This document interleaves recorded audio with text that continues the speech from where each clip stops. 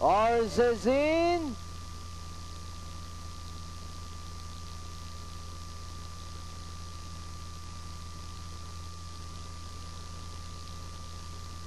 Orzes out. Bombs.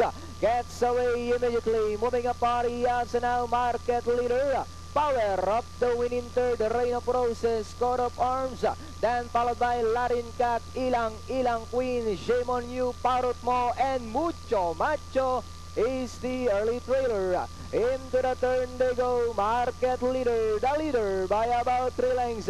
Bombs in second. 2 lengths away in third. Power of the Wind. Reign of Roses in fourth. By the rail comes Latin Cat. Coat of Arms. Ilang Queen. Parrot Mo. Third last.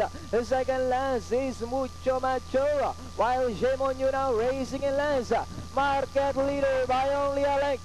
Power of the Wind. Now moving a party outside. Reign of Roses also coming into the picture. Bombs, Latin Cat, Coat of Arms, Ilang Queen, Parrot Mo, Shame on You. Power of the Wind takes the lead. Then on the outside is Reign of Roses. And in third, market leader, Latin Cat, Coat of Arms, Parrot Mo, Shame on You. Power of the Wind still in front by about a length. Reign of Roses on the outside. Parrot Mo in third.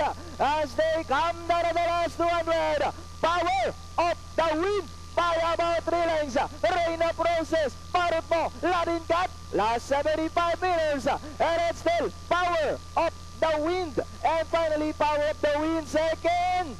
Close finish. Parrot Mo, Reign of Roses. Then comes Latin Cat.